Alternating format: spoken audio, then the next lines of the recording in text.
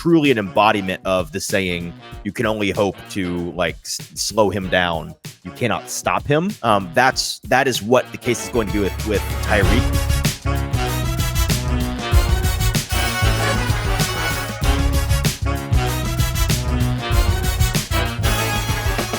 Welcome into the Hot Read podcast for Friday, December the 8th. I'm your host, Easton Freeze, director of published content here at BroadwaySportsMedia.com. We're also brought to you by the 440 Podcast Network. You can follow me on social media at Easton Freeze. Joined as always live at BoomBozz Craft Pizza Taphouse here in Spring Hill by producer JT. JT, how are you on this fine Thursday evening? Happy Thursday evening, Friday for the recorded part of this podcast. I'm excited to be here at BoomBozz.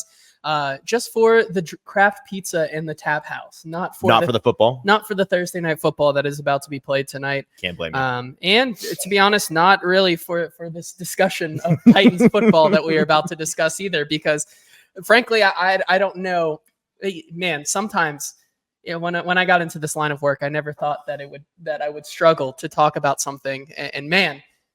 How do we talk it's about rare. This? How do we talk about this Titans team against this Miami Dolphins Totally. team? And it's weeks like this where you feel for folks that are like, 20-year veterans, beat writers that, covered the Browns and the Buccaneers and the Lions throughout the late 90s, early 2000s, mid 2000s, where it was just nothing but this. And they had to come up with stuff to talk about each and every week when their team that they cover is favored to lose by 2 touchdowns.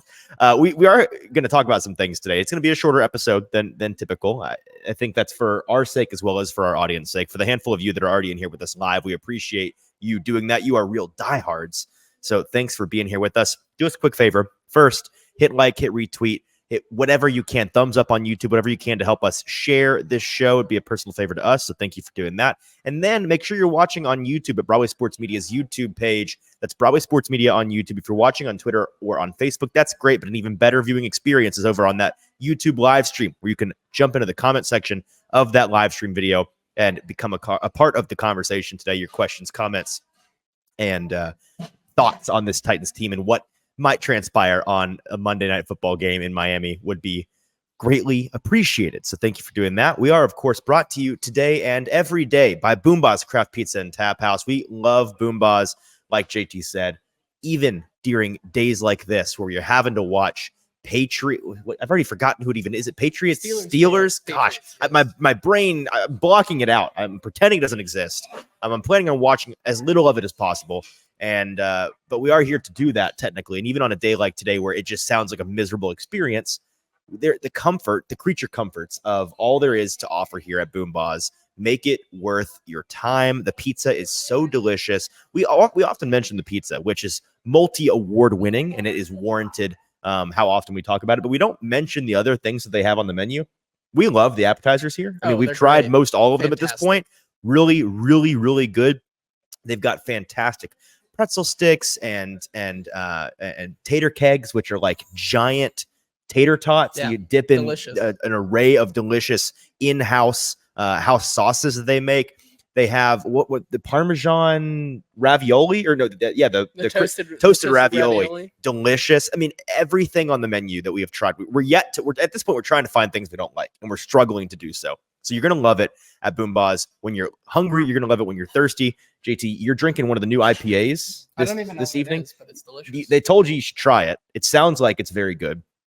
And I'm not an IPA person, but it's very delicious. Neither am I, but it sounds like they are constantly churning out new and oftentimes local brews for you to try on tap. So it's a great operation they got here in BoomBozz. Check them out. 3 locations in the Middle Tennessee area, in East Nashville, in Murfreesboro, and here in Spring Hill, our home store. We appreciate you becoming patrons of them for our sake, but just for your own sake, because it's delicious food. All right, let's talk about the Titans and the Dolphins for 10 or 15 minutes. I feel like that's going to justify this game, the discussion that is required. We usually do this very structured, stats and info for the game, keys to the game. There's not a lot of stats or info to get into on this one. The Titans have all week long been underdogs of 12.5 to 13 points pretty consistently. I want to talk about, because this kind of game, and for good reason, can certainly feel like, from a fan's perspective, it can give you a kind of a hopeless feeling of what's the point? Why should I watch this? Why should they play this? What good could possibly come from this game? Because it sure as heck isn't going to be a tally in the win column. And I think a lot of fans at this point would argue, oh, no. The fact that they're going to lose is the win here. So there's that. You know, if you're the pro tanking crowd, which at this point I think that train is gaining more and more riders each and every week. It's a game that's going to only help you, I think, in terms of draft order, and you're certainly not going to lose out on that opportunity this week. I think that there are going to be some pitfalls for them to potentially win the rest of the season. We'll talk about that when we get there. But this one, you can feel pretty confident. I think the Titans are going to come out Tuesday morning and still have 4 wins on their record. But I want to talk about the things that we can actually gather from this game, the things that are worth watching the game for, and the positives that you can take away from the game. On Monday this week, after the Titans lost that heartbreaker to the Colts in overtime, we talked about how it was a good loss for them, right? How there's a glass half full element to their draft position at this point. The Titans this week are one of 3 teams in the league who can be mathematically eliminated from the playoffs. I believe it's the Cardinals, the Patriots, and the Titans. Fantastic company. Still, I mean, we've been here for a while with the Titans, but it still is astonishing to look at the number 1 overall seed in the AFC in 2021. Now, flash forward to the 2023 season, it's barely December, and they are one of the first teams that can mathematically be eliminated from the playoffs. Pretty crazy, but it's good news for their draft order. And I think that there are some things similar to the takeaways we had from the Colts game in this game that even in the face of a loss, we can come away on Tuesday when we do our show and say, you know what, that was good for this reason. Do any come before? We've not really even discussed this. Are there any that come to mind for you immediately, JT, where you're going into this game thinking they're going to lose? Fine, whatever. I want to see this happen. Yeah, I think I want to see Will Levis absolutely just go out there and sling the ball with no bars, no holding back. No hold barred, yeah. Because this is a game where it is not inconceivable to think that with almost 100% certainty, with just how this Titans team is, how banged up they are, with the secondary the way they are right now, that this Dolphins team is going to get out to an early lead of maybe 10 to 14 points. Like, that's just how good this team is. By halfway through the first quarter, like when yes, is the early? Okay, like on their first 2 possessions. I could see this game easily being at the end of the first quarter, 17-3, right? Like that is a very easy proposition for me to see. However, this is also a classic Mike Vrabel spot where it could just be a low scoring affair, and that's you never count him out. It's a gritty, ugly game for them. It could look a lot like, and it's very different units, but I think back to the Dolphins when they played the Jets on Black Friday. And that was an ugly game that finished, like 27-10 or something like that. The Dolphins were held relatively low by their standards. Now, the Titans do not have the Jets defense. So it's going to not be pure talent that does that if it happens. It's going to be the wizardry of Mike Vrabel and just like a really desperation game plan. But it wouldn't shock me, and we talked about this earlier today, if by halftime it's like 24-3. And the Dolphins just kind of coast the rest of the way. The Titans defense does a decent job in the red zone, forces field goals, and the game ends up on 30-13 or something. And the second half is where the Titans get some garbage time points and the Dolphins just kind of coast to a victory. Yes. So that could happen. However, I don't think that happens. Oh, okay. So you're thinking like 45-10 range. This is the point I was trying to get to, that they are going to be down at this game regardless. Sure. I think hopefully I'm wrong. Maybe I'm wrong and I get clowned on Twitter, but I don't think there is I think the Titans could win the toss and have a really nice scripted first drive and lead 7-0 for 4 or 5 seconds before a 2-play 70-yard drive comes down their throat on the first possession of the Dolphins. However, when they are down, I want to see Will Levis be able to air the ball out a little bit more. And I get that that's probably not an easy task. Can I play devil's advocate and ask to whom? That's what I was about to say. Right. It is to whom. Obviously, DeAndre Hopkins is going to be one of the biggest targets. I want to see them kind of try to attack that middle of the field like they did last week with Chig. I want to see Chris more involved. And then, of course, Treylon Burks gets back into this game. Yep. can we see him kind of either paired up with Jalen Ramsey or Xavier Howard? Can we see him start to get going a little bit? I think that's a very big point in this game. And regardless of that, I just want to see Will Levis, what he does when he's down egregiously in these games, and just be able to show off that big arm and try to get himself back into this game. And even if he fails, I want to see that aspect of his game. And I have a feeling along the lines of who's going to be covering who, just by the way, I have a feeling that Jalen Ramsey may have gone to somebody in the Dolphins coaching staff, gone to somebody's office this week and said, like me and DeAndre Hopkins, we have a history. They played, he was on the Rams. DeAndre was with the Cardinals. You go back and look at some of the battles that they had over the past couple of years. Both players, very talkative on the field, both alphas, both some of the greatest players at the position of their time.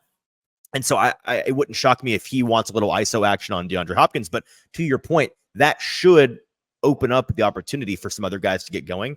I want to talk about what some of those other guys could potentially do in this game. Again, as a really like a glorified exhibition more than a, can you win this football game? Again, they're going to, I don't think they're going to quit. And that's one of the other things, by the way, that I want to see. We saw last week that no matter the record of this team, no matter how much they are down or how big a lead they've blown in a game, Mike Vrabel's team, we've talked earlier in the season about how like is Vrabel losing the locker room? Is the message not getting through the guys? I think last week was it did more to disprove that than anything else we've seen this year. The way that his guys fight to the very end, even in the face of defeat, even in the face of futility in terms of playoff status.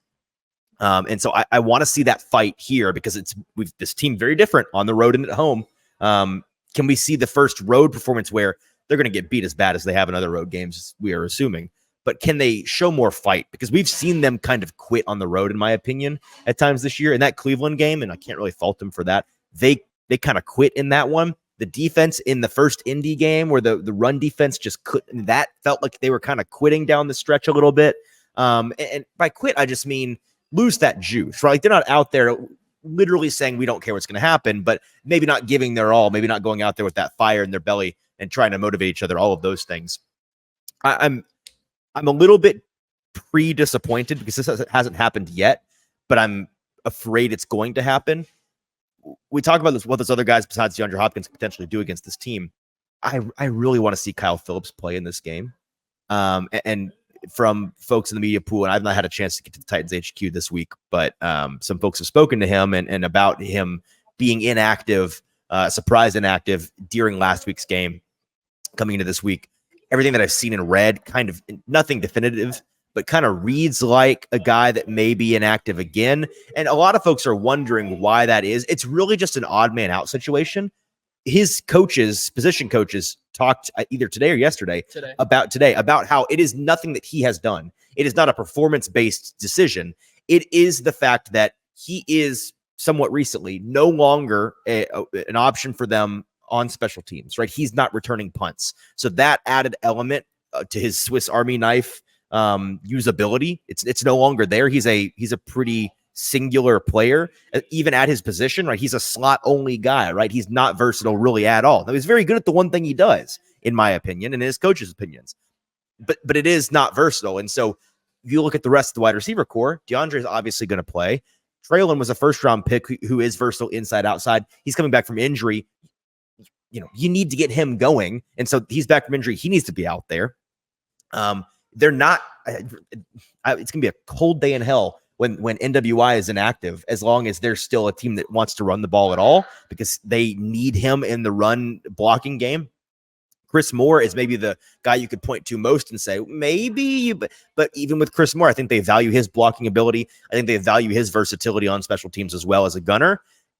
And then Colton Dowell has carved out a role for himself on special teams as a gunner on multiple different units of the special team side of the ball. So he's just the odd man out at this point, which makes sense. And he said that himself this week. Like, I get it. I understand the situation. And it's not a performance-based issue.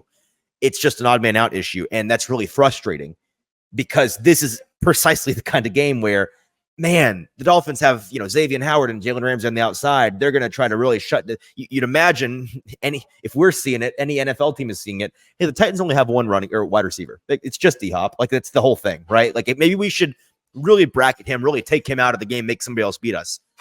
They're going to do that.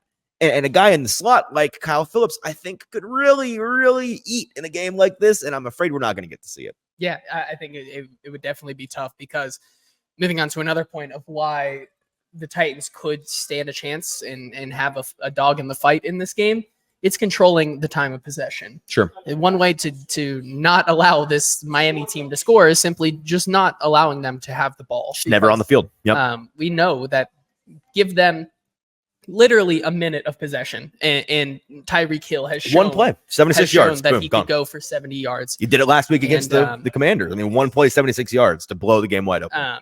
And so how do you kind of counteract that? You run the ball, and you run the ball effectively, which means Chris Moore active, NWI heavy usage in that run blocking. A lot of that, like Treylon Burks and DeAndre Hopkins and Chig Okonkwo on the field as decoys to kind of open up some running lanes for Tyjae Spears and Derrick Henry. Running the ball this week, if the Titans were to win this game, they would have to have a vintage Henry performance, vintage 2021, and maybe the best game. Spears. Yeah, it's going to need both of those guys are going to need to be, and beyond them, it's the offensive line. Like they're going to need to, and this is the one, like it's not an opening, but it's like a cracked door with just a tiny little glimmer of light coming through. There is some opportunity in this game plan for the Titans to run the ball. If you had to find a weakness for this Dolphins team, their defensive front has taken some real hits in terms of injury in the past couple weeks. Jalen Phillips was really starting to ball out. He's done for the year, really tragic injury, but he's not out there anymore. Replaced by Van Ginkel, who had, got the Commanders got Van Ginkel last week with a little pick six action from Sam Howell. But he's a guy that is lesser than Jalen Phillips, still a very good player. I think this team up front defensively can be run on, like you mentioned, the secondary, or for the Titans secondary. That is when you look at guys like Tyreek Hill, who we've teased all week. How are the Titans going to stop this guy? They can't. That's your answer. They can't. It is truly an embodiment of the saying, you can only hope to slow him down. You cannot stop him. That is what the case is going to be with Tyreek. We saw last week that play, that 76-yard one play touchdown drive where he gets open downfield with nobody back. I went back and looked at the all 22 of that play. Very strange. I went to PFF to look at the usage. It was the only cover one play that the Commanders ran the entire game. And you could argue that was them learning their lesson the hard way. And they're like, well, okay, we're not doing that again. But even worse than that, it was a 5 receiver set.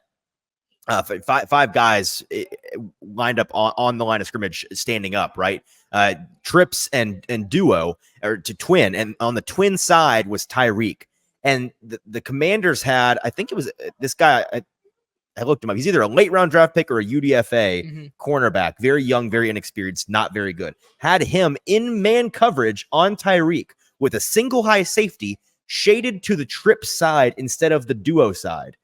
And they essentially put this young, bad corner on an island against Tyreek Hill and said, figure it out. And he didn't. It didn't work at all. That's the kind of thing from a scheme standpoint. I think you're going to see a Shane Bowen, Mike Vrabel. I think they're going to be much better prepared. I'm sure they showed that clip early on in the tape room this week and said, hey, this is the kind of thing, talking to coaches and players, we're not doing this. Yep. We're not he's already going to beat us when we give him our best look. We're not going to give him easier looks than this, or than we should. Easier looks like this. And so that's the kind of thing where I think that's going to be a difference between some of the games where they have murdered the Broncos, murdered the Commanders, and this game. Now, maybe the talent deficiency just is too much, and that wouldn't shock me.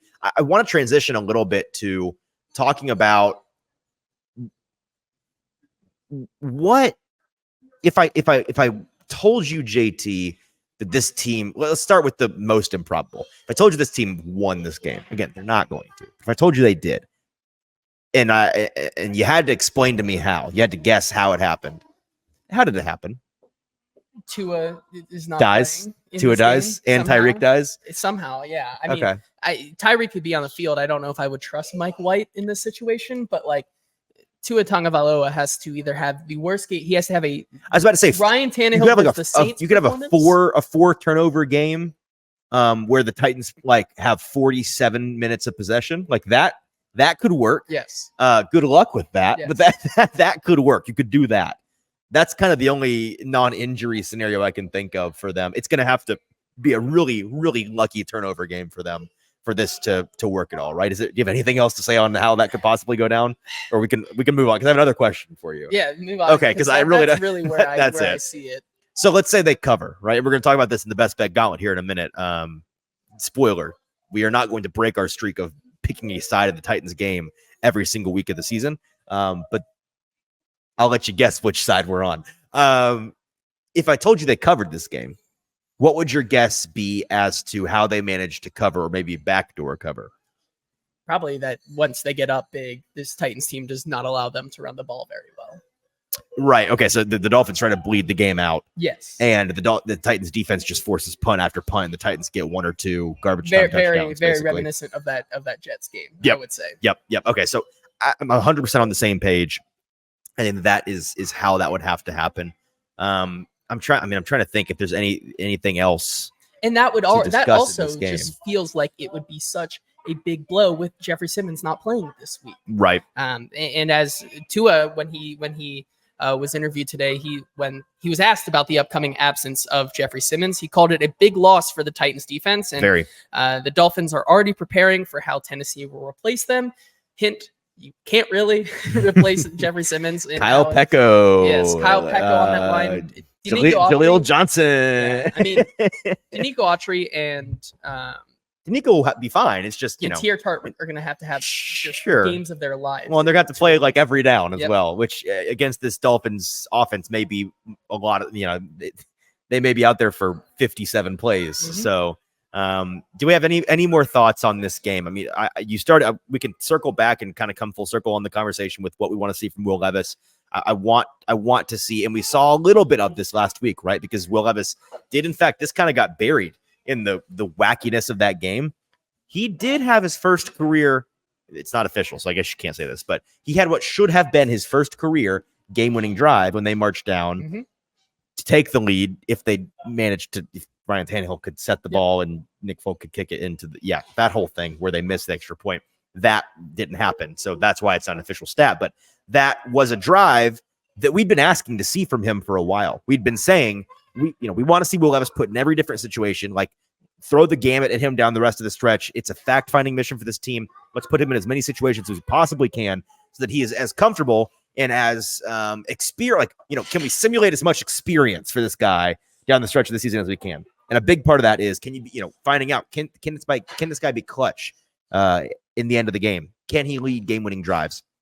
Does his success rate, his level of play change when the stakes are different, when he's not playing from ahead, when he's having to come from behind? And I think, like you mentioned, in this game, we may get the first chance to see him down big and see how, they're forced to pass the ball every down, forced to pass the ball deep. Like, what's that going to look like? I want to see him protect the ball. I want to see him be willing to take shots downfield. I want to see him improve his field vision a little bit. He's missed a couple of reads in recent weeks that he knows, as well as those of us to watch the tape know, he should be hitting.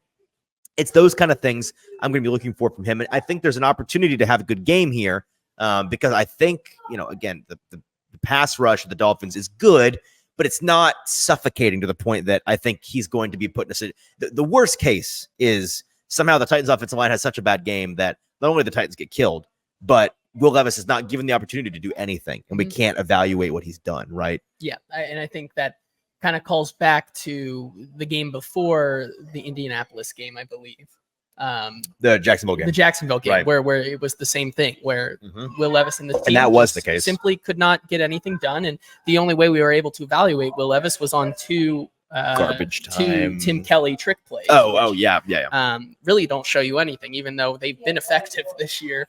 I mean, you want to be able to, you want to be able. You get one thumbs up for not doing a Ryan Tannehill and missing guys downfield in the Saints game, but like you hit the guy, it's a trick play. Let's see him hit some tight windows. Let's see him command the offense. Like all of those things. So, all right, that's our preview of the Titans and the Dolphins. Again, a weird one, a bad one because it's a bad game. Sorry, guys. We do have two more segments that are going to be much better than that, though, coming up in the show. We've got the news with producer JT talking about some injury reports on this Monday night week. So we only have one this week, but we'll talk about what we saw. And then the best bet gauntlet keeps rolling on. We keep making money for ourselves and for you. Best segment of the week, in my opinion. Can't wait to get to it. If you are watching with us live, appreciate you being here. Make sure you're watching on Broadway Sports Media's YouTube page, and make sure you're subscribed to Broadway Sports Media's YouTube page. Hit that subscribe button, hit the bell notification button if you want to be notified whenever we go live on here, which is 3 times a week during the season. But if you can subscribe, it's free to you. It's very helpful to us. We're trying to get that number up as much as possible. So if you're watching anywhere live or in post and want to help us out, small favor that we'd be very appreciative of, hit that subscribe button on Broadway Sports Media's YouTube page. Thank you very much. All right, JT, what have we got in the news today? What's on the injury report for the Titans? A laundry list this time.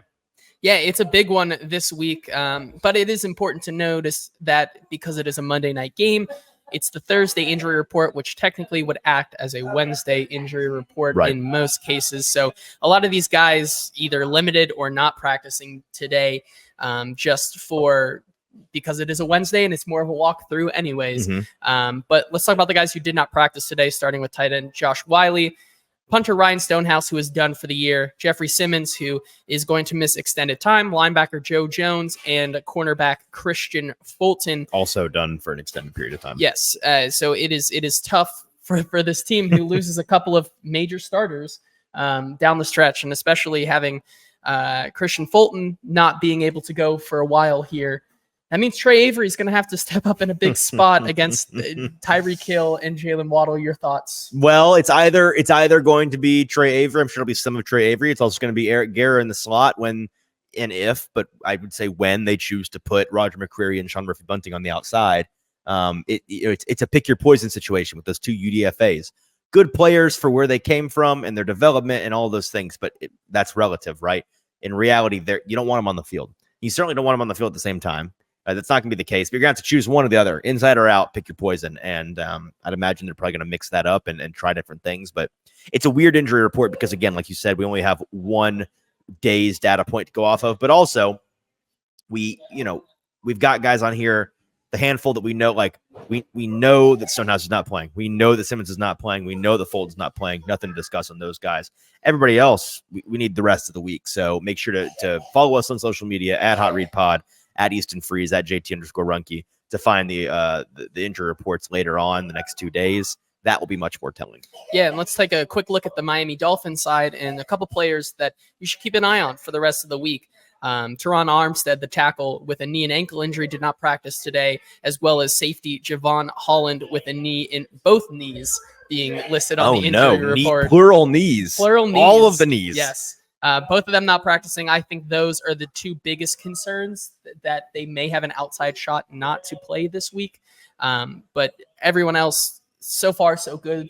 Like we said, keep an eye out for the rest of the injury report the rest of the week. Yeah, I gotcha. My only analysis from that is I've never even considered having double knee injuries, which is funny because you would look better than if you had one knee injury because you can't limp. Right? Like a double limp is just a cancel. It just cancels itself out. You're just walking at that point really awkwardly.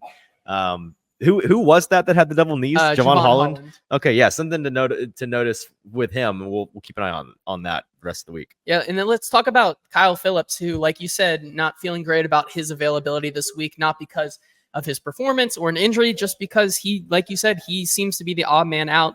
And it sounds like around the locker room after they talked to him today. He was a healthy scratch on Sunday and could be again. Kyle Phillips is not happy about it, but he's being the better man. He understands the situation right now, and it sounds like he is leaning towards not being active once again this week. Yeah, I mean, we discussed that. I'm going to be really bummed if he is. I'm not going to be surprised if he is because of the fact that he's an odd man out. It's a bummer, but you could argue he did it to himself by failing to be effective as a special teams returner, which once he had the ball in his hand, he was good at. But the fatal flaw combo of easily hurt and can't catch the punts consistently did him in. So this is your bed. You have to lay in it a little bit. Yeah, and then we can move on and talk about Derrick Henry, who we said if they want to have a chance of winning this week, we need to see a historic Derrick Henry day of old, be very reminiscent of his olden days. And Right. that would come with him having a game with over 100 rushing yards and at least 2 rushing touchdowns. And if he were able to do that, he would move up the rankings and tie Sean Alexander for the most games with such 100 plus rushing yards and 2 rushing touchdowns with 19. Gotcha. Yeah, I mean, this is yet another. I'm looking at this list, right?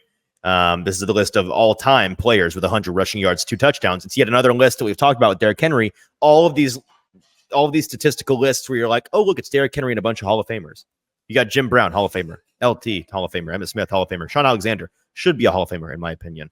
Maybe one day soon. Derrick Henry, Walter Payton, Hall of Famer. Eric Dickerson, Hall of Famer. Barry Sanders, Hall of Famer. Adrian Peterson, future Hall of Famer. And Priest Holmes, who's probably not going to be a Hall of Famer. But that's the list. It's Derrick and Priest at the bottom, and a bunch of guys that are Hall of Famers or will be Hall of Famers. What did Priest Holmes do to you, man? I was looking at this list today. Nothing against Priest Holmes, but I was looking at his numbers, and he was the only guy on this list that isn't in, which is just Sean, Derrick, and Priest. He's the odd man out here. He's Adrian Peterson. Well, so I'm already. We've already kind of. He's in. Yes, but you're right. You're right. Priest it's a little bit different with him, but with the other guys, they should all be in. So it's just another example. I think that the Derrick Henry, he's not a Hall of Famer yet. He's got to do more. I think it's ridiculous. The only thing on his resume you can point to and say, oh, you got to do it, is the counting stats. It's the aggregate stats, which I think, especially for running backs, are really dumb in the Hall of Fame. Longevity counts for something, right? And like, if you just want to go based off of your aggregate stats, your aggregation over your career, we got to put Frank Gore in the Hall, right? Got to put him in. Except if you look at the actual player and ask yourself, was he ever a dominant player for a period of time? Was he ever a dominant player at his position in a single season? And it's just like, kind of no. Like, he played for 2 decades and he was never really a top 3, top 5 running back. So I would argue he does not belong in the Hall of Fame. With Derrick Henry, you look at the last 5 years in a row. Take the 5 as a whole, not each individual season, but the 5-year block of the last 5 years of time. Derrick Henry has been the best running back in that 5-year block pretty clearly. I don't think anybody's going to argue that. He's been the most dominant guy.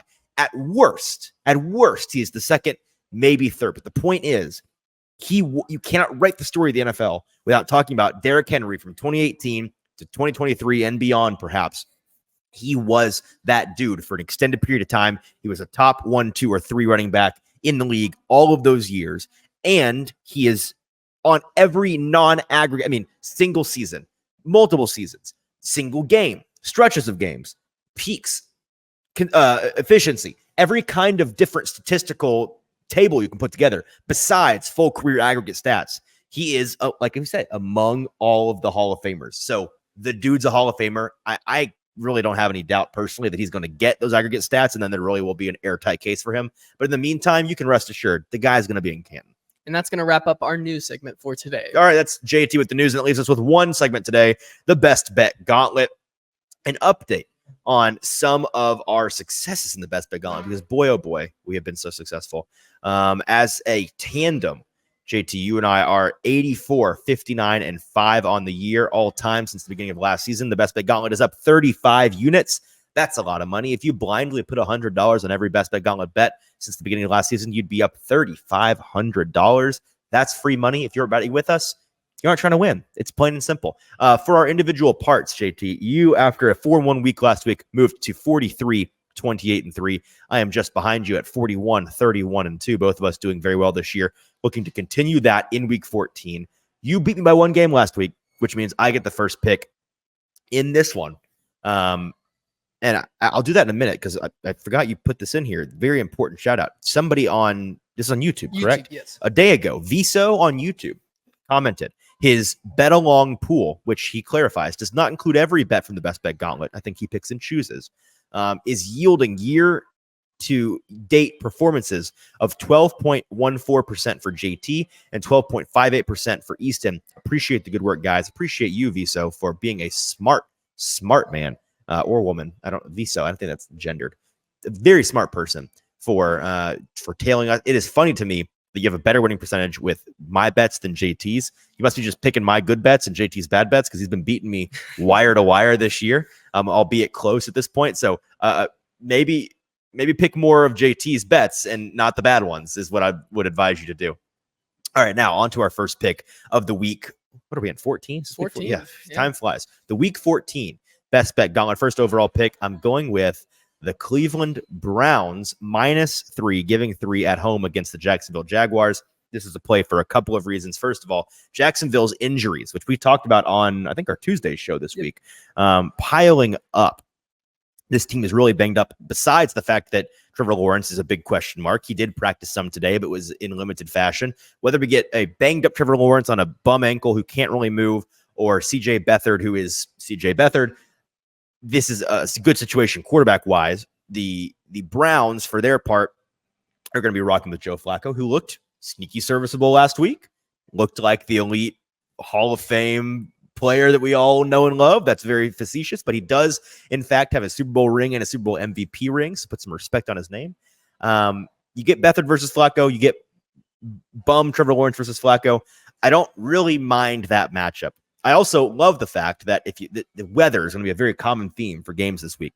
Gross weather forecast across the U.S., in some cases kind of severe. In this one, they're supposed to get torrential downpours and high winds. The wind in this game may average 15 to 20 miles per hour. So throwing the ball in general and it being wet in those winds might be all but impossible, in which case I'm going to lean on the team that is the better running team, which is Cleveland. In my opinion, I think the running back situation, Jacksonville may have the better backs, but I think Cleveland's ability in the trenches to get to move that line of scrimmage is a point in their column for me. We're coming off a short week for the Jags, so that's important. Those other injuries besides Trevor, they lost wide receiver Christian Kirk for the year. The left tackle who rolled up on Trevor's ankle, Walker Little, he's down. Their nose tackle, Fadakasi's not going to play. Trey Herndon's out. Andre Sisco, the safety's out. Like, they're missing a lot of key players. And the Cleveland offense and defense, for their part, are much healthier. Look at the splits for Cleveland's defense. We know how good they are this year. It's actually, they kind of got a Titans thing going on. On the road, the Cleveland defense is averaging, allowing teams to score, and this is going to sound wrong, but I double-checked, 31 points this season. At home, they're averaging 10 points allowed. So I like that a lot because they're at home in this one. The Browns are much healthier. I think they're in a better spot. They're better rested. The rain's only going to help them. Give me the Browns giving a field goal at home against the Jacksonville Jaguars. Yeah, with my first pick here, I'm going with the Seattle Seahawks +11 against San Francisco. Oh, you got to hold your nose to this one, man. Yeah, it's a tough one, but it's what you got to do in these certain situations. Some would argue if you don't feel gross making these buy low, sell high picks, then you aren't really buying low and selling high. It needs to hurt a little bit. Yeah, it really does. And that's essentially what I'm doing here. Selling high on San Francisco, coming off a 4-game winning streak, and then selling high on them, and then buying low on this Geno Smith-led Seahawks team that looked really, really impressive against the Dallas Cowboys last week. They're coming off extended rest. This San Francisco team is they just played their game that they've been waiting all season to play. It's the one they circled against Philadelphia, and I think this is a letdown spot for them. Pete Carroll's also just been very, very good as an underdog. He's 55-40-3 against the spread as an underdog. He's been above 5. He's been at 500 against the spread or better as an underdog in 7 straight years leading up to this season. He's currently 3-3. He's the second most profitable coach against the spread behind Mike Tomlin. Really? Yes. That's sneaky. I didn't know that. Okay. And so, as an underdog, right. So it's really just as simple as that. For me. Selling high on this San Francisco team, I think it's a letdown spot, and plus it is a lot of points in a divisional game. So give me the Seahawks +11. Yep, I hate how it makes me feel, and I'll be with you. We'll be suffering together on that one. With my second pick of the Week 14 Best Bet Gauntlet, give me Carolina for the second consecutive week. They cashed for me last week. I think they're going to cash for me again this week. They are getting 5 points on the road at New Orleans. Very simple handicap here. Who are these New Orleans Saints to be giving 5 points to anybody at this point? Okay, they've got quarterback injury situation with Derek Carr being hurt. I think concussed, if I'm not mistaken. Yes. Jameis Winston. It'll be Jameis Winston. It'll be Jameis Winston this week, who electric to watch, not super electric if you're trying to win games. Yes. A statistic on him, he is, as a favorite in his career, 8-19 against the spread, 30%. His head coach, Dennis Allen, said, hold my beer. I'm even worse than that. Dennis Allen in his career as a head coach, 5-16-1 against the spread as a favorite, 24%. So that's a just a dynamic duo right there. And of then guys that add can in that cover they're as at favorites. home. They're 0-5 against the spread at home this season. Well, that's not hard to do when you've been favored 10 times this year and you've covered once. They are 1-9 as a favorite this year. It's just what are we doing as a society, as a market, for the Saints to have been favored in 10 games? I mean, we've talked about how their schedule is Charmin soft. Holy cow, their schedule is Charmin soft. But yeah, the Carolina defense, it's healthy and improving. Sneaky good since their bye in week 7. They are 10th in EPA, 8th in success rate. I think that Ajiro Evero, the defensive coordinator of the Panthers, has this team trending in the right direction on the defensive side of the ball. And I think that this Saints offense that is without their starting quarterback, inept in the red zone, it's just going to be a bad situation for them. I think they maybe not lose to Carolina, but it's going to be a disappointing performance against a team they should beat at home. I think Carolina covers the 5 easily. Yeah, I'll be tailing you on that one. My next pick here in the Week 14 Best Bet Gauntlet, I'm going to go with one of the picks that I just took 2 weeks ago or so. I'm riding with the Bears once again against the Detroit Lions, plus 3.5. For a lot of the reasons we already talked about, right? It's going to be very bad weather in Chicago this week, rainy. I've heard early reports that are projecting about 30 to 45 mile per hour winds. I don't expect that. I'm expecting Jared Goff is 20 to 25. particularly good outdoors in the weather, correct? No. Isn't that how that works? No. It's is he actually the worst in the league? He is the worst quarterback when considering weather, and he will not be playing in his beloved dome. His cushy little dome. His cushy little happy place. He'll be having to go to Soldier Field and play this Bears team, which has looked really, really sneaky good the last couple of weeks after getting Montez Sweat, signing him. That secondary has come along. Tyreek Stevenson, who is another draft pick that they got from Carolina, has looked really, really good, like we were hoping he would. They're putting together some really good offensive games here. Justin Fields is looking much better than he did earlier in the season before that injury. So I'm going to take the Bears here. It's going to be a gross, low-scoring game with the weather, and I think getting that hook right there, you can't get better than that. Yep, I'll be with you on that one as well. With my third pick in the Week 14 Best Bet Gauntlet, give me your Cincinnati Bengals -1. I believe I got them at 1, correct? Yes. Yeah, I got -1. At home against the Indianapolis Colts. This is a fate of the Colts, folks. The Colts they're a fraudulent team. That's not to say, the Titans are also bad. They're worse, but they're not frauds. Everybody knows what they are. People don't know what the Colts are yet. They are 100% fraudulent. They're going to get murdered by the first good team they play, whether it's if they make it to the postseason or at the end of the season. I don't know the rest of their schedule, but it's going to be a brutal unmasking for them. It's a credit to what Shane Steichen as a head coach in his first year has done. I think he's got the goods. I think he's a very good coach. He's able to do less with more more with less. There we go, on a consistent basis. And so that's very good news for the Colts. But what if I told you that the better quarterback in this matchup is playing in orange and stripes? What if I told you that Jake Browning's performance last week, when you watched on film, when you look for all of the indicators of there's plenty of, everybody who's watched football knows that there are plenty of backups in the league that are capable of, and in the past have put up these phony 1 or 2 week performances where people start to buy it. They start to buy in a little bit of gullibility, and then you get burned. Those indicators aren't there. I mean, I think that what he did against Jacksonville was the single greatest backup quarterback performance maybe of all time in the NFL, from maybe at least from a guy that didn't go on to become a full-blown starter. And so I think that he's actually got the goods. He's playing confidently. They're scheming things up for him to succeed. I think that the Cincinnati Bengals are a competent team with their backup. It's not to say that the Colts aren't, but this is practically a pick 'em, and I'm taking the team that's at home. I think that Cincinnati is just better here. Indy also coming off of a bloody and bruising divisional road game when they played the Titans last week. I think that Cincinnati is going to win outright, so I'm going with Cincinnati -1. Yeah, my next pick here, going to keep this short, simple, and sweet. I'm taking Miami -13. If you want my reasoning, go listen to this this episode that we just did. Just rewind about 20 minutes and you'll hear plenty of reasons why.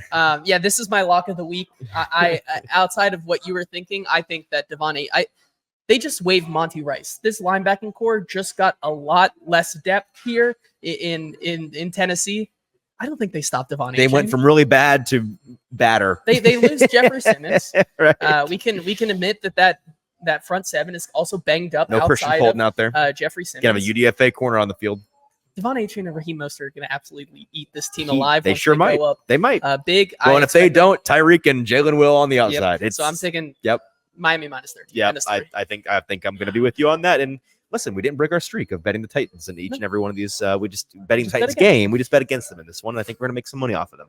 But if we don't, it's an emotional hedge, a little bit, not emotional, but it's a business hedge for the show because if they cover or if they somehow, by the grace of God above, I mean, like I think every non-believer on the planet may be drawn to attend a church for the first time if the Titans win this game because clearly there is a higher power involved. I think that would be good for our show, and maybe it'll be a fine loss. It'll be a good loss. Will Levis kneels on the final play, and then Creed comes out and goes, "Can you take me higher?" Yeah, exactly. I need it. I need that. I love that.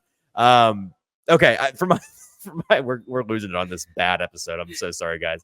It's bad game, bad episode. It's how it goes. With my fourth pick of the week 14 best bet Gauntlet, give me the Buffalo Bills getting 1.5 points on the road at Kansas City. Very simple handicap here. From me, this is the time of year, as I've been saying, you're looking for the more desperate team in evenly matched games. Who needs it more? Buffalo, absolutely, without a shadow of a doubt, is the more desperate team here. They are playing practically for the rest of the year, each and every week for their season. Now, Kansas City lost last week in primetime to Green Bay, and that's a bummer for a Bills backer like me because you'd like for them to not have that extra hunger coming off of a loss. But I really do think that I'm not discounting Mahomes. I'm not discounting Andy Reid. I'm not saying that they're broken, but I am saying this offense is very clearly not what it was. And I think that this wide receiver core continues to be a massive issue for them. And I think that when you compare every metric involved for both of these offenses, Buffalo's is maybe twice as good. I mean, they're just that much better. And you give the nod defensively to Kansas City for sure. I just think that Buffalo needs this game more. I like to lean the desperate team who's going to leave it all out there, empty the bag to get the win. There's also some emotional scars here with Buffalo and Kansas City. Buffalo always wanting to get up for a team that has embarrassed them in the past. I think Buffalo wins outright. Give me Buffalo plus 1.5. With my next pick, I'm going with Denver plus 2.5, going to the Los Angeles Chargers, who also keeping this one short, sweet, and simple because this is once again a vibes pick from me. Oh, okay. Right. JT, it's been a minute since it's been a minute. But this is a team that covered for me last week, minus 5.5 by only scoring 6 points. And this Chargers team has not looked good. I expect after what they've not looked good because they are not good. Yes. Right. This is a spot where last week we expected kind of that defensive regression to come for the Denver Broncos. Russ had a little bit of a down game, but now they're playing a Chargers team that hasn't looked much better than some of the bottom dwellers of the league. And I expect that this is a game that the Broncos need a lot more than the Los Angeles Chargers do, especially since Denver is still very much in the hunt for a playoff spot. This is a must-win for them, a divisional game that means a lot more. In a divisional game, I'm going to usually pick the dog 9 times out of 10. So give me the Denver Broncos plus 2.5. Yep, I dig it with my last pick of the Week 14 Best Bet Gauntlet. Fifth and final pick is the Baltimore Ravens plus 7.5. They are at home against the Rams. This is a weather pick as well. I would not be on this side if it were not for the forecast of very bad rain, very bad wind, and cold. The only thing the Rams have going for them offensively, they've got a pair of good receivers, don't get me wrong.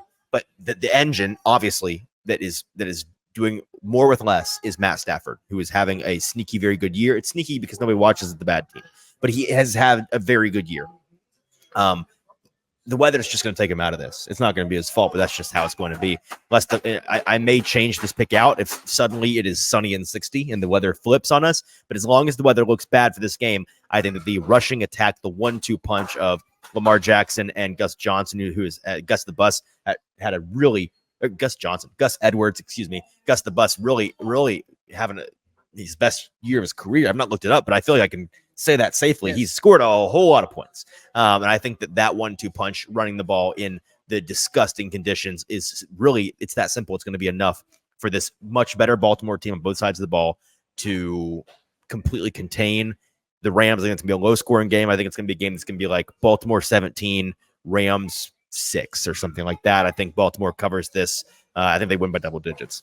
Yeah, and with my last pick here, going back to the well that I did a couple weeks ago, and you said I was an idiot for it, and I still stand by that. You were proven wrong. I still stand by that pick, by the way. But I'm going back once again. I'm taking Dallas. You're doubling down. You're doubling down. Dallas minus 3.5 against Philly here. Hey, you know what? You're not an idiot this time. In this situation, I'm not gonna double idiot you. You're just a single idiot. Thank you. Yeah.